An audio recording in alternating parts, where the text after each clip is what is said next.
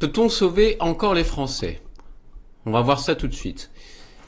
Je réagis à une image que j'ai trouvée sur X, sur le compte Alex Learn Together. N'hésitez pas à vous abonner d'ailleurs. Donc là, la question, c'est qu'est-ce que je vais faire de tout cet oseille? Non, je rigole. C'est comment les Français espèrent-ils devenir riches? Et là, il y a des choses à dire.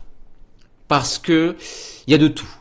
Entre des croyances qui deviennent ringardes, des fantasmes, des choses qui peuvent être justes, qui, je pense, est un très bon moyen d'accéder à une très bonne richesse. On va analyser tout ça, chaque point. Et on va commencer par en investissant dans l'immobilier. Il faut savoir que la France, on est vraiment les spécialistes dans l'immobilier. On aime bien faire de la gestion locative, acheter un bien et percevoir des loyers. Le problème, c'est que pour l'instant, c'est pas du tout un bon point. C'est pas du tout un bon point et à la limite Airbnb, mais bon, vous pouvez trouver mieux. Donc là, on va voir une explication de ChatGPT. Donc aujourd'hui, investir dans l'immobilier présente plusieurs inconvénients significatifs qui réduisent fortement la rentabilité du placement. Oui, parce que la France, voilà, c'est une terre collectiviste et ils prennent tout. Et donc si vous voulez franchement gagner de l'argent avec l'immobilier, il y a tellement de taxes, tellement de réglementations que c'en est presque impossible. Donc, hausse des taux d'emprunt. En 2021, le taux d'intérêt moyen sur 20 ans était inférieur à 1%, facilitant ainsi l'endettement. En 2025, ces taux dépassent désormais 3,3%. Oh là là, augmentant mécaniquement les mensualités de remboursement de plus de 35% en moyenne. Non mais c'est pas possible. Putain de merde. Qu'est-ce que c'est que ce truc? Qu'est-ce que c'est que cette donnée ubuesque? Quel est l'intérêt de s'endetter pendant 30 ans pour avoir, par exemple, 2000 € par mois de remboursement de dette? Franchement, faut faire comme l'auteur du livre La psychologie de l'argent. Acheter en liquide 100% de la propriété, comme ça, pas de souci. Vous n'avez pas l'angoisse de l'emprunt, etc. Ensuite, explosion des taxes locales. La taxe foncière a fortement augmenté, plus de 7,1% en 2023, et continuera de croître en suivant l'inflation. Oh ouais, la Bordeaux, l'inflation. Merci de distribuer des billets pendant la crise Covid. Cette augmentation régulière impacte directement le rendement locatif des biens détenus. Ensuite, obligation coûteuse des rénovations énergétiques. Les logements classés DPE-G seront interdits à la location et ceux classés DPE-F suivront. Les coûts de mise en conformité énergétique varient généralement entre 20 000 et 60 000 €. Bon. Et donc, retaper des vieux bâtiments pour avoir une plus-value lors de la vente, c'est niette, en fait. On peut pas aller dans des maisons de campagne assez reculées, des maisons en pierre. Voilà, on est obligé d'être dans la norme énergétique. Purée, qu'est-ce que c'est que ça? C'est vraiment les escrolos, quoi. C'est ça. Ils sont les fossoyeurs de la France, avec les collectivistes. Et là, enfin, faible rendement net locatif réel. Après impôts et charges, la rentabilité réelle nette de l'immobilier dans les grandes villes françaises est désormais souvent inférieure à 3% par an. Non mais écoutez, moi j'ai une meilleure solution. De manière générale, si vous voulez être en France toujours, achetez un bien avec 0% de dette, juste un toit sur votre tête. Et si vous voulez gagner de l'argent par contre dans l'immobilier, investissez à l'étranger. Investissez par exemple sur Realty qui permet d'investir là-dedans avec des cryptoactifs. Avec des rendements en général entre 10%, je sais pas, entre 9 et 10%. Et c'est aux États-Unis, c'est là où le marché de l'immobilier est, disons, plus actif qu'en France. Voilà. Ensuite, on va voir. Il y a deux autres cas qui m'ont vraiment interloqué.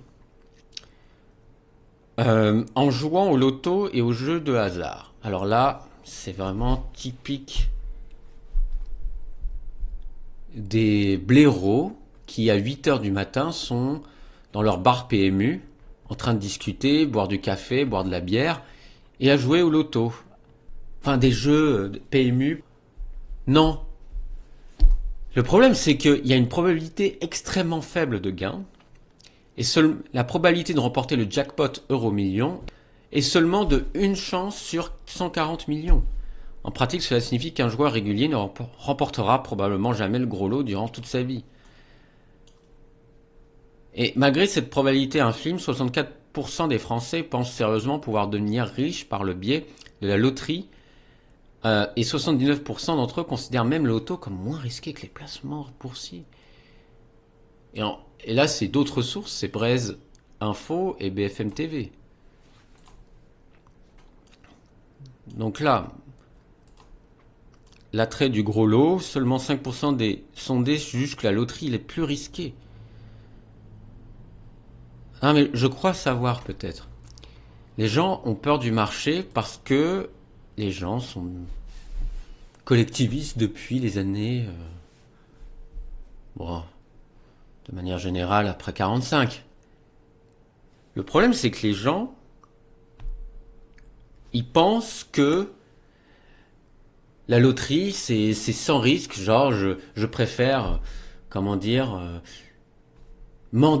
mettre des sous 20 euros par mois, parce qu'il y a les cacahuètes, la bière, le café, la cigarette et plein d'autres trucs. Je préfère mettre ça parce que après, même si j'ai peu de chance d'avoir cette somme-là, mais au moins, cette somme ne va pas être corrompue, ne va pas être modifiée, parce que les placements boursiers, il y a des hauts et des bas, la bourse c'est le casino. Mais non! Niquez-vous! C'est pas possible d'être aussi teubé que ça. Non! Niquez-vous! Qu'est-ce que c'est que ça? Il faut miser sur du long terme.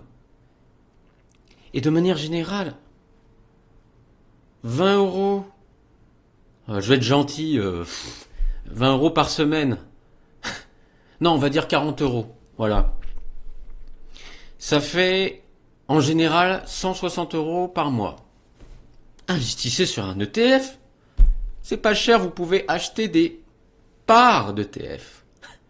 Donc, franchement, au lieu de dépenser votre argent de la CAF ou du chômage, franchement, investissez sur vous-même. Investissez sur les ETF. C'est le truc le plus facile. Donc là, je vais voir un autre point en attendant un héritage. 27%. Le problème, c'est que compter sur l'héritage, c'est tardif, incertain, taxé. Je crois qu'à partir d'une certaine somme, c'est lourdement taxé. En plus, il y a l'âge moyen auquel on reçoit un héritage en France. Ça dépasse 50 ans en 2024 et on va se rapprocher de 58 ans à l'horizon 2050. Après, vu que la population va décliner, les jeunes vont peut-être avoir beaucoup plus d'héritage. Et même d'ailleurs, j'ai vu, les millennials, etc., les générations alpha qui vont arriver, il semblerait qu'ils vont avoir le plus gros patrimoine au monde. Oui, à condition que ça soit pas taxé, et à condition que les boomers ne dépensent pas, et même la génération X, faut surtout pas que les boomers et la génération X consomment leur argent dans des bateaux croisières où il y a des fois soirées bunga bunga, comme les soirées dans les backrooms sur Mythique. Voilà. Donc ensuite, fiscalité lourde sur les successions. La France figure parmi les pays d'Europe où les droits de succession sont les plus élevés, représentant environ 13,6% de prélèvements obligatoires. L'État pense que c'est bien, que c'est légitime de piquer l'argent d'une famille pour construire des services publics qui sont de plus en plus inefficaces. La carte vitale, de plus en plus inefficace, des compléments, enfin des mutuelles qui remboursent de moins en moins bien. Bon. Ensuite, on va rapidement parler, on va faire pendant quelques minutes, parler des autres points. Là, en travaillant beaucoup, lol, on n'est plus dans les années 50 ou 60 où vous pouvez gravir les échelons en commençant stagiaire. Plus en plus de personnes, d'entreprises, ne payent pas les heures supplémentaires. Ils préfèrent vous donner des RTT. De plus, vu qu'il y a, chez certains, vu qu'il y a les cotisations patronales sont énormes, ils préfèrent faire des successions de CDD. Donc voilà. Je pense que même de manière générale, il faudrait travailler plus efficacement. Mais travailler beaucoup, s'épuiser au travail, je pense qu'il vaut mieux même avoir un salaire complémentaire. Ensuite, en devenant influenceur, youtubeur entre autres, mais après c'est un travail de longue haleine. Il faut comprendre et s'adapter aux tendances et avoir un but, avoir des notions théoriques en rhétorique et en marketing. J'essaie de l'avoir et surtout essayer d'être le plus curieux possible. Parce que le truc, c'est que si vous voulez vous extirper de la masse, il vaut mieux faire ce genre de choses. Ah là, j'aime bien, en investissant en bourse, mais seulement 14%. Je crois que par rapport aux autres années, ça a augmenté, mais on est vraiment très loin du compte, quoi. Donc, investir en bourse, sur du long terme, prenez des actions solides, et des ETF aussi. En fait, des actifs solides de manière générale. En investissant dans les crypto-monnaies, en général Bitcoin. Après, il y a des bonnes, des bonnes crypto-actifs. Mais voilà, donc c'est un peu plus risqué, mais ça vaut le coup contre l'inflation. Ensuite, on a le mode michetonneuse en épousant une personne riche. Ça, c'est plus les gens des pays étrangers qui sont repérés par des vieux riches boomers, ou même pas, des gens de la classe moyenne, qui sont seuls. C'est con, ça. C'est con d'être seul. Oui, ça peut être une solution, mais bon, hein, c'est vieux comme le monde. C'est comme le plus vieux métier du monde, si vous voyez ce que je veux dire. En créant une entreprise, t'es taxé quand tu fais beaucoup trop de chiffres. La TVA, elle est diverse et variée. Il y a, une grosse truanderie, surtout dans les taxes pour tout ce qui est articles. Si vous voulez être entrepreneur et être taxé à 20% de vos ventes à chaque fois, je sais pas. Franchement, ça me... Brrr. Bon, je pense pas que ça soit véritablement une si bonne idée que ça, malheureusement. Avec les impôts après, bof. Et enfin, on va terminer par ça, en devenant célèbre. Le problème, c'est que tout le monde peut être connu. Et la célébrité est de plus en plus éphémère. Il n'y a plus de stars.